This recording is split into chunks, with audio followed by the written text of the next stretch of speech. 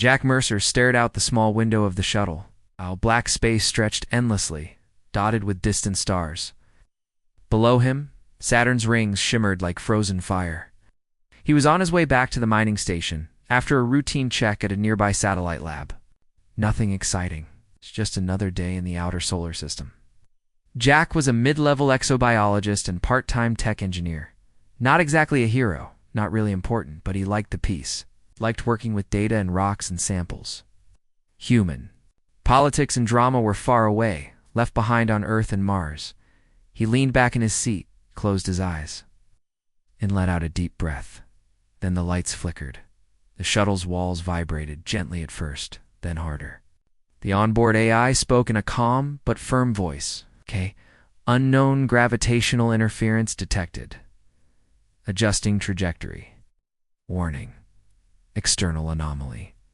Jack sat up, heart beating faster. He looked out the window again and saw nothing. Then the stars disappeared. Instead, a dark shadow covered the view. A shape, massive, alien, and silent, drifted above the shuttle. It looked like a giant silver crescent, glowing with soft light. What the hell? Jack whispered. The shuttle shook violently. Systems blinked and failed. He unbuckled, rushed to the control panel. But before he could touch anything, everything went black. Jack woke up lying on a soft surface. It wasn't the shuttle. It felt like a bed. No, a cushion floating in the air. A cool breeze brushed against his skin. He blinked and sat up quickly. He was in a large circular room filled with gold and white light. The walls shimmered like silk, and strange symbols floated in the air. There were no screens, no tech he recognized. It was like being inside a dream. A figure stood at the far end of the room, tall, elegant, glowing skin like polished bronze, long white robes that moved without wind, large eyes that held a kind of sharp intelligence. She wasn't human. "Do not be afraid," the alien woman said. Her voice was smooth, melodic, almost musical. "You are safe, Jack Mercer." Jack tried to speak, but only managed. Where am I?" "You are aboard the royal flagship of the Alaran dynasty," she said. "I am Counselor Lixari. I speak on behalf of the High Throne." Jack slowly got to his feet. "Royal flagship? Why was I taken? What do you want from me?" Lixari gave a small smile. "You have been chosen, a rare honor. You, Jack Mercer, will be married to Princess Valari of the Alaran Empire." He blinked. Thought he misheard. "I'm sorry." "What?" "You are to be bonded in sacred union to our princess. The prophecy has spoken." Jack stared at her like she'd grown two heads. "No, that's not happening. I don't even know you people. The union is necessary to prevent war," she said calmly. "The Alaran bloodline is destabilizing. For balance, it must bond with an off-worlder, a mind immune to psionic drift. Only your species qualifies. Only you match the sequence." Jack backed away. "You've got the wrong guy." Lixari's expression didn't change. "We're not randomly selected. Your genetic code was observed over years. You have potential. And you are compatible with the princess." Jack ran a hand through his hair. "This is insane. I'm not marrying anyone. I want to go home." The door behind Lixari opened. Two more aliens entered, their armor sleek and shimmering like water. Between them walked another figure, a young woman, slender, poised, and clearly royalty. Her eyes glowed faintly violet, and her gaze was cold. "This is Princess Valari," Lixari said. "Your bride." Valari stepped forward and looked Jack up and down, unimpressed. "So this is the human they chose." Jack frowned. "Trust." "Me? I didn't choose this either." She crossed her arms. "Then we agree on one thing." Lixari gave a small nod. "You will have time to bond. The ceremony is in 3 days. Refusal is not an option." Jack stepped forward. "What happens if I refuse?" The temperature in the room seemed to drop. Lixari's voice lost its warmth. "Then Earth will lose the protection of the treaty moons. The Drask fleet will fall upon your solar system. Billions will die. Jack's hands clenched. You're blackmailing me. We are giving you purpose, she replied, and a place in history.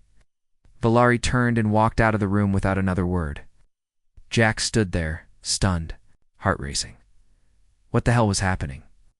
Later, Jack was given a private chamber, large, luxurious, and completely alien. The walls glowed with soft light, and a tree grew from the center of the floor with silver leaves and humming blossoms. He sat on the edge of the bed, trying to think. This couldn't be real. He'd been kidnapped by aliens, told he was part of a prophecy, ordered to marry a princess. And now, the safety of Earth depended on his choice. He didn't even believe in prophecies. There was a knock at the door. It slid open, and Valari stepped inside. Jack stood up immediately. Princess, she raised an eyebrow. I'm not here to play politics. Then why are you here? She walked to the tree, touched a branch gently. To see what kind of man I'm being forced to marry. I'm just a guy who fixes mining bots and studies rocks. You're more than that, she said. Your mind resists psionics. That's rare, valuable, dangerous. I didn't ask for this. Neither did I. Jack sighed. So what now? We pretend to fall in love. She looked at him seriously. No, we pretend to cooperate. Long enough to survive the next few days. Then what? She tilted her head. It depends on whether we expose the truth before someone kills us both. Jack blinked. Wait, expose what? She smiled faintly. You're not the only one who thinks this whole thing smells like a trap. Then she left. Jack lay awake that night, staring at the ceiling. He didn't trust these aliens, didn't trust their talk of prophecy and balance and destiny. But there was something about Valari, something sharp, something real beneath all the cold nobility. He wasn't sure yet. One thing was clear. He needed to survive. And maybe, just maybe, saving Earth would start with figuring out how to outsmart an entire alien empire. Jack woke up to a soft humming sound. The walls of his alien chamber were glowing again, changing from blue to gold like a slow sunrise. He sat up, groggy, still not used to this strange place. His brain was racing, trying to process everything. From yesterday, the abduction, the forced marriage, the strange prophecy, and the angry alien princess. There was a knock at the door. It slid open on its own. A small flying drone floated inside. It was round, silver, and carried folded clothing in its robotic arms. The drone spoke in a cheerful, artificial voice. Good morning, honored consort. Your attire for the pre-ceremonial? Lunch has been prepared. Jack stared at it. Pre-ceremonial lunch? Are you serious? Very serious, the drone replied with a beep. Jack groaned and stood up. Fine, let's get this fake wedding over with. The palace was even bigger. Then he imagined. He was led through shining hallways and rooms full of light and music.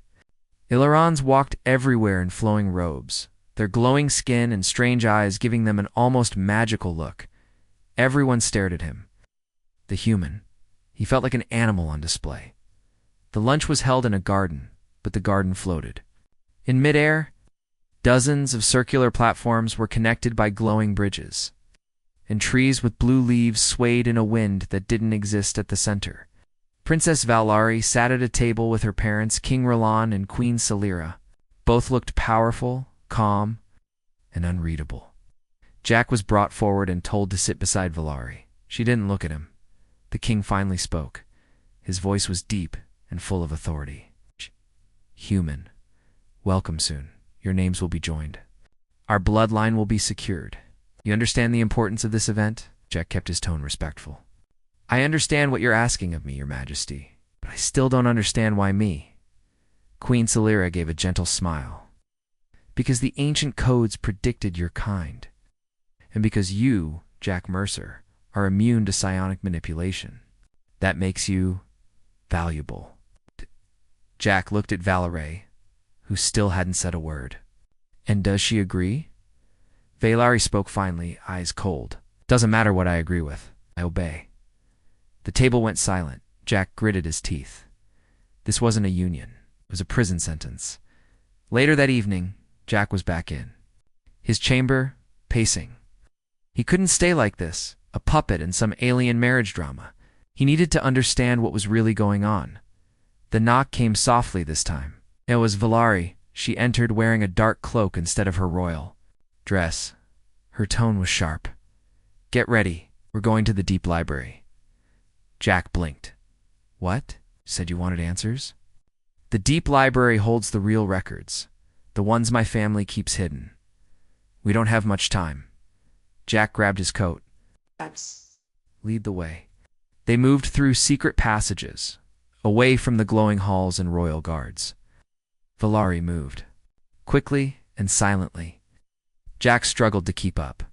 "I didn't think you actually cared about the truth," Jack said as they entered a hidden lift.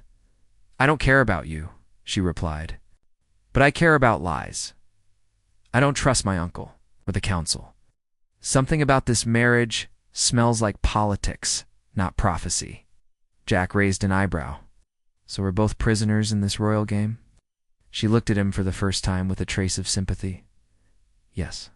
The deep library was underground, hidden beneath layers of psychic shielding. It looked like a cave made of crystal, glowing with slow pulses of light. Instead of books, memories floated in air, glowing spheres that could be touched and read. Valari moved to a pedestal and placed her hand on it. A blue light scanned her palm. Identity confirmed. Royal access granted. She motioned Jack forward. "Touch this." He hesitated. "What if it fries my brain?" She smirked.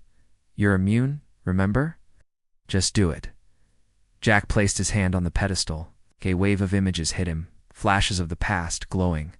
Figures, ships, fire, wars, peace treaties, visions of long-dead kings and queens, and then a hidden file appeared.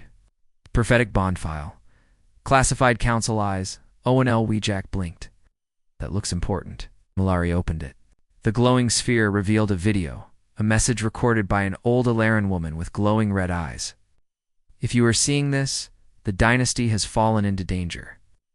The prophecy you know is not real. It was a political tool created to prevent rebellion during the Drask Wars. Truth is simple. Human minds resist psionic control. They are immune. It makes them the only ones capable of seeing through high-level manipulation. We feared humans, but we also needed them." Forced union between human and Alaran royal blood was meant to protect the throne from internal threats, not save it. The message ended. Jack stepped back, stunned. "So I'm not a savior? I'm a security measure." Valari's face was pale. "My parents knew." Jack whispered, "They're using me to stop someone." From inside, they looked at each other. The truth finally laid bare, and then alarms began to scream. Back in the royal halls, the sirens echoed through the palace. A royal guard rushed into the hallway. "Princess, the inner chambers have been breached. Someone tried to assassinate the king." Valari's eyes narrowed. "Who?" "Ain't known, but they used psionic cloaking. Only someone with council access could get that close." His stomach turned, so it's an inside job. They were rushed back to their rooms under tight security. Jack could hear voices shouting down the halls, paced his room, heart pounding. Then Valari entered his room again, without knocking her. Tone was quiet, but firm. "We were right. This has nothing to do with peace. Someone wants the throne, and they were hoping to take it before the wedding." Jack folded his arms. "And now they'll either kill you or speed up the ceremony to lock you in place?" Jack sighed. "So we're going to get married, but not because of prophecy or tradition? Just survival?" Valari nodded. "Exactly." There was a pause. Jack looked at her seriously. "Then let's make a deal." She raised an eyebrow. "What kind of deal?" "We get through the wedding. We act like we're loyal.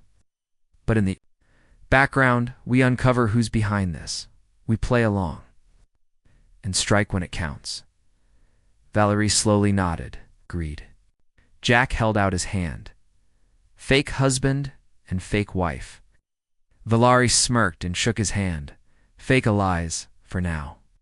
But somewhere deep in both of them, a real connection, small and quiet, had started to grow. Not love. Not yet. But trust. And that would be dangerous enough. The royal wedding was broadcast across 10 star systems. Millions of beings watched as Princess Valar, glowing in a silver gown, stood beside Jack Mercer, the first human ever joined to the Alaran royal family. Behind them, golden pillars stretched high into the sky, and a choir of 100 alien voices filled the air, but none of it was real. The smiles were fake, the vows were scripted. And under their joined hands, both Jack and Valari held tiny microchips, proof of the lie they had uncovered in the deep library. When the ceremony ended, and the galaxy cheered, the couple was led to their private suite, their honeymoon chamber. But they didn't stay, they escaped. Jack followed Valar through the servant tunnels, deep into the hidden back layers of the palace. Dressed in plain robes and using stolen ID tags, they slipped past guards, scanners, and cameras. "Art, you sure your contact is still in the outpost?" Jack whispered. "He owes me his life," Valerie replied. "If he's smart, he'll be waiting with the transport." They reached a hangar filled with alien ships. Valar led Jack to a small stealth cruiser hidden in a dark corner. Cloaked, a figure stood beside it, for arms reptilian skin and a scar across his throat. "Princess," the alien hissed. "Took you long enough. Nice to see you too, Kor." She turned to Jack. "This is Kor, ex-intelligence, ex-criminal. X-lots-of-things. Double quotes. Jack nodded. "Nice resume." Kor looked at Jack with glowing green eyes. "So this is the human. Expected someone taller." Jack smirked. "I expected fewer arms." Kor grinned. "Get in. We're late." They left the palace unseen. As the stealth cruiser disappeared into the black void of space, Jack finally breathed out. "We actually made it. Don't celebrate." "Yet," Valari said, "if we're right, someone inside the council tried to kill my father, and the marriage was just a way to stop them." Jack looked out the window. "Or trap us both." Valari nodded. "We need help. Not royal, not official. The only place safe now is the Rogue Moon." Jack raised an eyebrow. "That sounds dangerous." "It is," she said. "The dynasty more than we do." The Rogue Moon was not on any map. It was a drifting colony, built inside the hollowed core of an asteroid. It spun slowly, dim and hidden from satellites.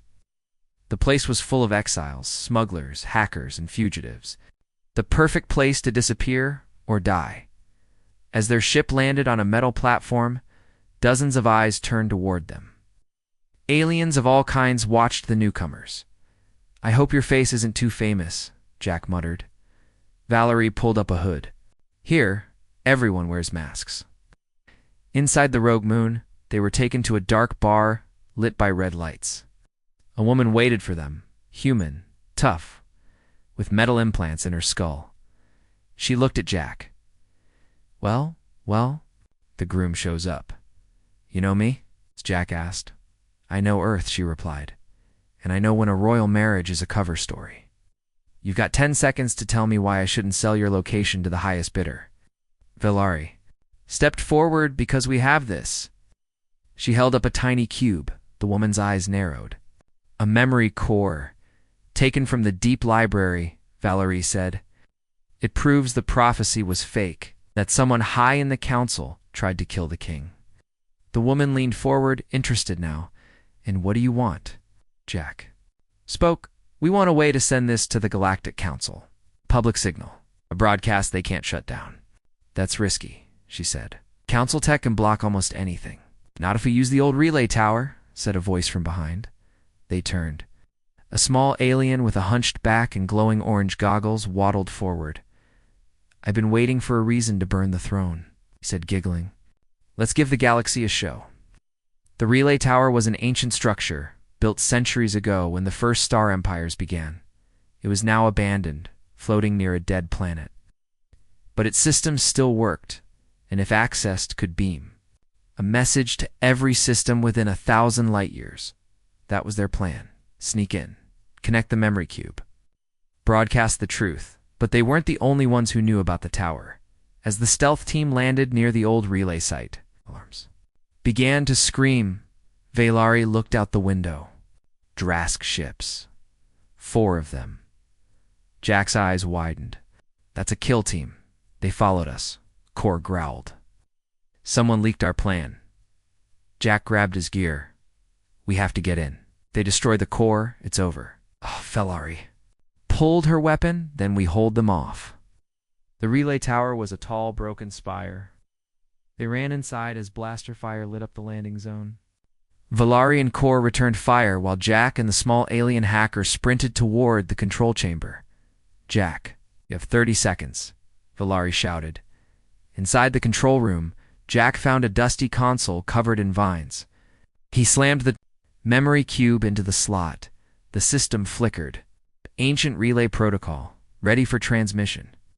The screen showed the data, images of the false prophecy, records of council lies, a secret message from the ancient Alaran AI.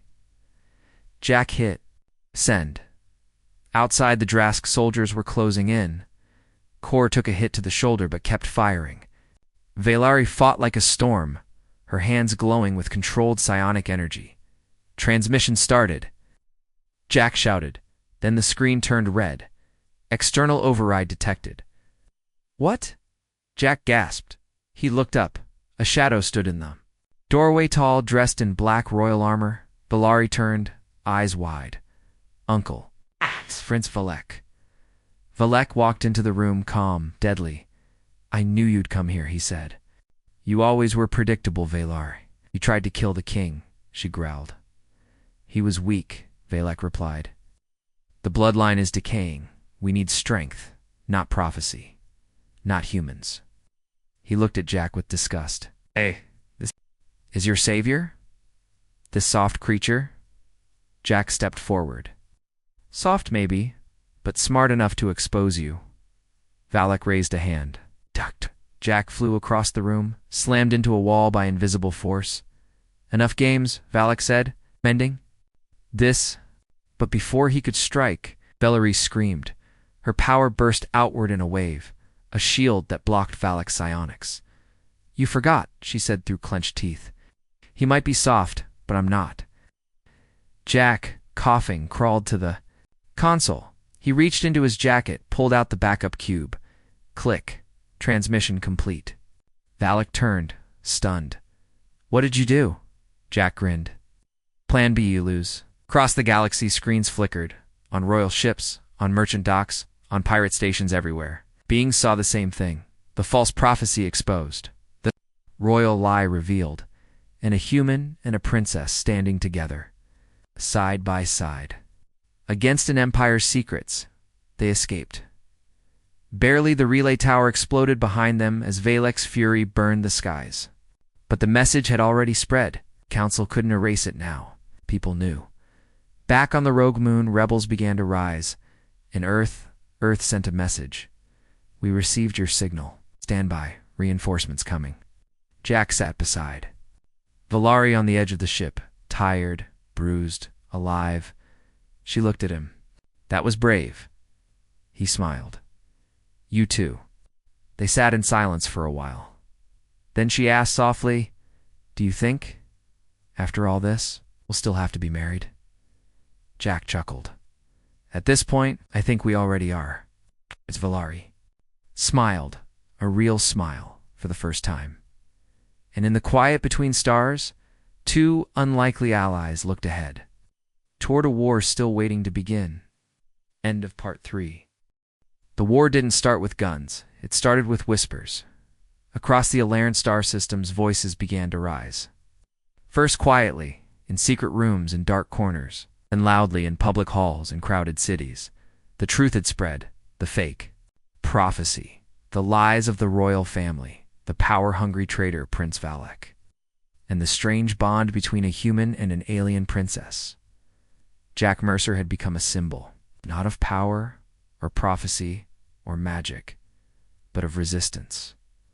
On the rogue moon, Jack and Valari stood in the middle of a hidden command room. Around them, rebels from 10 species argued over maps, codes, and plans. We need to strike at Valek's supply lines, growled a reptilian warlord. No, we must take the mine towers. shouted a tall insectoid commander. We don't have enough ships to fight openly, snapped a human rebel. Jack raised his voice. We don't need to fight his war. Let's fight ours. Smart, fast, and together. The room went silent, then Valerie stepped forward. Her voice was clear. My uncle is dangerous because he controls the minds of weak leaders.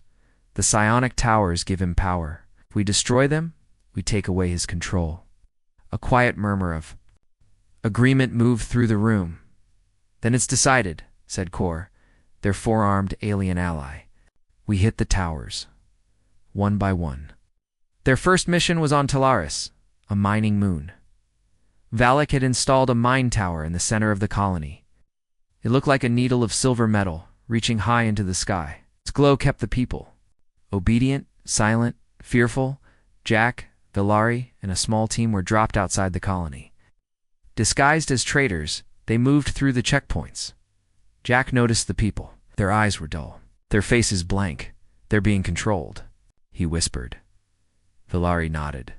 It's not total, but enough to keep them loyal. Tower makes them feel safe. They don't even know it's fake. They reach the tower's base. Kor hacked the door with his claws. 30 seconds, he said. Then the alarm will scream. Inside, Jack ran to the control core. A glowing orb floated in the air, humming with power. Valari took a deep breath. Ready? Jack nodded. Let's end it.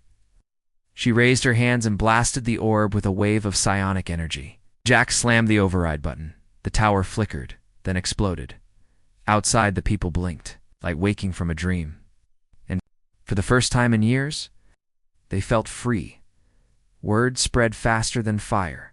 Talaris had fallen. The mine tower was destroyed, and the people cheered for two names, Valerie and Jack. Valak was furious from his fortress on the royal capital. He ordered new laws. Anyone helping the rebels would be silenced. Cities were locked down. Drones patrolled the skies.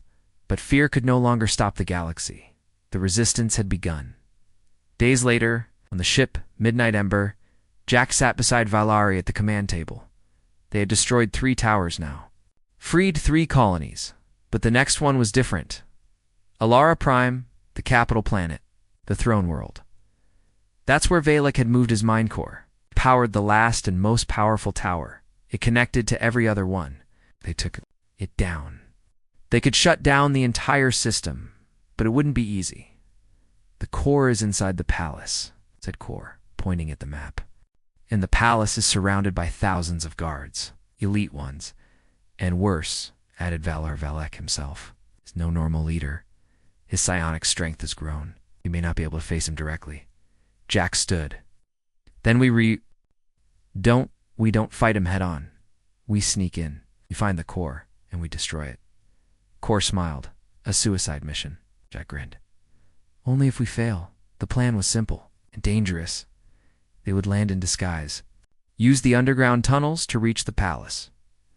Kor and the rebel team would create a distraction on the outer gates. Valari and Jack would go in alone. No backup. No second chances. As their ship neared the capital, Jack stood in the armory. Checking his gear, Valari walked in quietly. You don't have to come, Jack said. She tilted her head. It's my planet, my family, my fight. Jack looked at her. It's not a real marriage, I know, but, she asked, but I trust you more than anyone. If we make it out of this, I hope we're more than fake. She smiled, soft, rare smile. Then let's survive, together. They entered the capital through an old drainage tunnel. The city above was burning with propaganda, giant holograms of Valek speaking lies, claiming the rebels were foreign monsters, that the prophecy was still true, that Jack was an invader, inside. The tunnel, the sounds of war were muffled. They climbed through the dark, silent, and determined. They reached the lower palace gate. 2 guards blocked the way. Valari used her psionic pulse to knock them, unconscious before they even saw her. Jack nodded. Nice, she smirked. I've been practicing. Inside the palace, memories returned. Valari looked at the familiar halls. Once her home, now a cage. They found the mind core deep underground, in a chamber of crystal and steel. It glowed with living energy, a brain-like structure, pulsing with power. Jack pulled out the virus chip designed by their rebel hackers. 1 minute, he said, sliding it into the control slot. But then, footsteps, heavy, slow, Valak. He entered, cloaked in shadows and energy. His eyes glowed red. "You've come far," he said. "But it ends here." Valerie stepped forward. "You destroyed our people's freedom. They wanted to be controlled." Valak said, "It made them happy, and peace must be forced." Jack looked at the virus timer. 30 seconds. Valak moved fast. He struck Valerie with a wave of energy. She flew across the room, crashing into the wall. Jack raised his blaster, but Valak crushed it midair with a thought. Human, weak, useless. Valak sneered. But Jack stood his ground. "You're wrong," he said. "You think control is strength? But real strength is standing when everyone tells you to kneel." The virus beeped. Core shutdown initiated. Valak turned, shocked. "What did you do?" Jack grinned. "Gave the galaxy back its mind." The core cracked. Light exploded. Valak screamed outside. Towers across the system went dark. Billions woke from control. The Alaran. Empire's grip shattered. Jack helped Valerie to her feet. Her face was bruised, but her eyes were clear. "We did it," she whispered. Jack nodded. "Let's go home." Back on the rogue moon, the galaxy celebrated. Valak had vanished. Some said he died. Others said he escaped into the void, the royal. Throne stood empty, and Jack Mercer, a simple human, was offered power, a crown, a title he refused. "I didn't come here to rule," he said. "I came to stop the lie." Valerie was offered full leadership. She also refused. "The galaxy doesn't need another ruler," she said. "It needs choice." Together they helped form the Free Worlds Alliance, a new council of planets. With no prophecy, no control, and no forced marriages, just freedom. One evening, Jack and Valerie sat on the deck of their ship, watching a blue star rise. She looked at him. "So, still want to end this fake marriage?" Jack laughed. "After everything? It doesn't feel fake anymore," she smiled. "Good, me neither." And under the light of distant suns, the human and the alien who were forced to marry chose each other freely. 1 year had passed. The galaxy was different now. The mind towers were gone. The Alaran throne was empty. The people, humans and aliens alike, were finally free to choose their own futures. But peace is never perfect. New alliances brought new problems. Some planets fought for power. Others tried to rise as new empires. Old enemies returned from the shadows, and many wondered, would the peace last? Jack Mercer stood at the edge of a cliff on the planet Triune, looking out over glowing forests and twin suns in the sky. Wind moved through his short hair. He wore no armor, no crown. Just a simple jacket and boots. He wasn't a king. He was still the same human who once fell into a marriage he didn't want, except now things had changed. Behind him, Princess Valar, or just Vale now, walked up the path. Silver cloaks shimmered in the sunlight, but she looked more like a traveler than a royal. She stood beside him and smiled. "You always look serious when you're thinking," she said. Jack smiled back. "And you always sneak up quietly." Stood in silence for a moment. "Hard to believe how far we've come," Vale said softly. "From being strangers to fugitives to heroes." "And somehow still married," Jack added with a grin. Vale laughed. "That part surprised me the most." They returned to their small ship. No guards, no royal banners, just an old scout cruiser with a few patches and dents. Waiting for them was Core, the four-armed alien who had helped them during the resistance. Message came in. Core said, handing Jack a datapad. "You've been invited again." Jack read the message. It was from the New Galactic Council, the Free Worlds Alliance. "Another invitation to lead the council," he muttered. Vale raised an eyebrow. "Third time this month?" "Third time I'm going to say no," Jack replied. Core crossed two of his arms. "Why, you helped save the galaxy. You're a symbol now." "I'm not a politician," Jack said. "I'm just a guy who wanted to go home." Vale turned to him. Do you still want to? Jack paused. Earth felt far away now. The quiet forests, the simple life. Burgers, cold drinks. No aliens trying to kill him, but something inside him had changed. He wasn't just Jack from Earth anymore. He was part of something bigger. I don't know, Jack said finally. Maybe someday. But fate had other plans. That night a distress call came from the edge of Eleron's space. A colony was under attack, not by rebels or criminals, but by something far older, something ancient. The message was short. They are returning, the Voidborn. We need help. Vale read the message twice. Her face went pale. I thought the Voidborn were myths, Jack said. They're real, Vale replied. And if they're awake, everything we built could fall. The Voidborn were not like other enemies. They weren't interested in planets or power. They were creatures of the dark. Shadows from beyond the stars. They fed on fear, on chaos. They were the reason the Alaran Empire once built the Mine Towers. In the first place, to keep people calm and united when the Voidborn came centuries ago. But now the towers were gone, and fear was spreading. Jack and Vale took their ship to the colony. They found it destroyed. Buildings turned to dust. Air filled with strange black mist. Survivors hiding in tunnels. Strange symbols carved into the ground. Symbols that glowed when touched. Core scanned the area.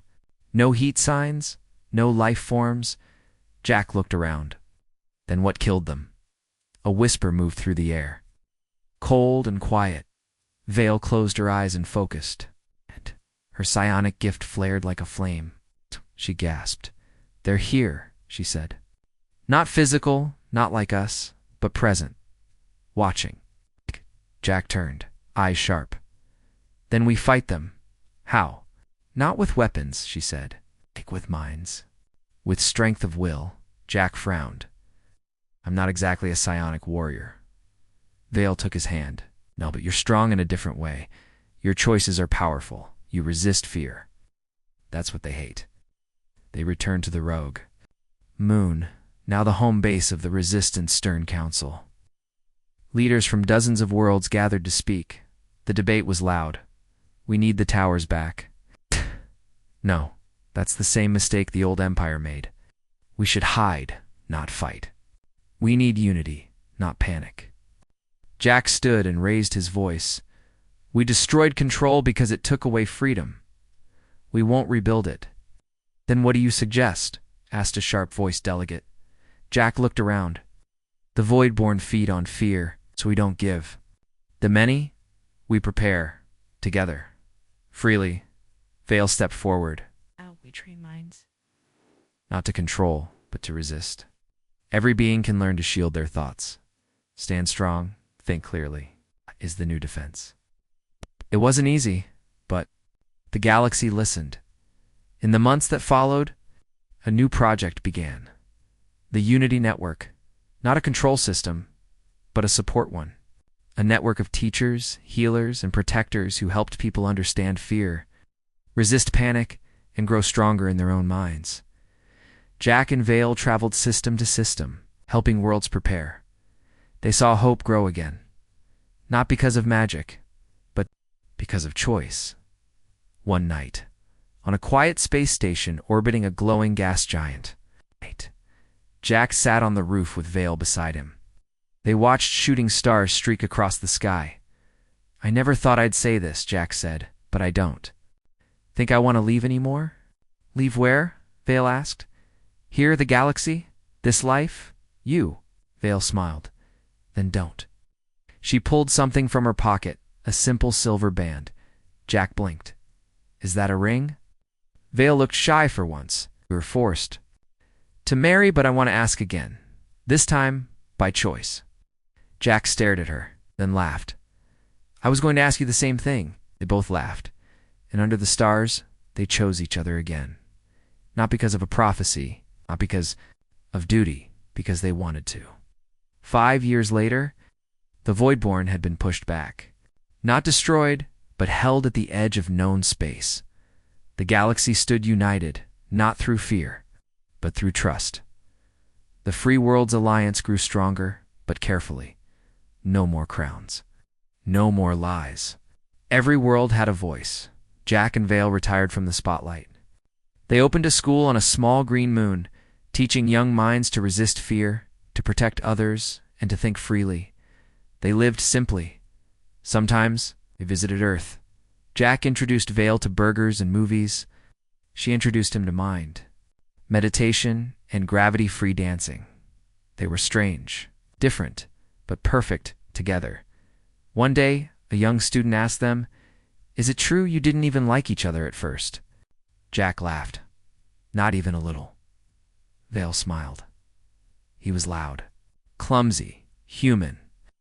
And she was cold, bossy, alien, Jack added. But we learned, Vale said, to listen, to grow, to choose.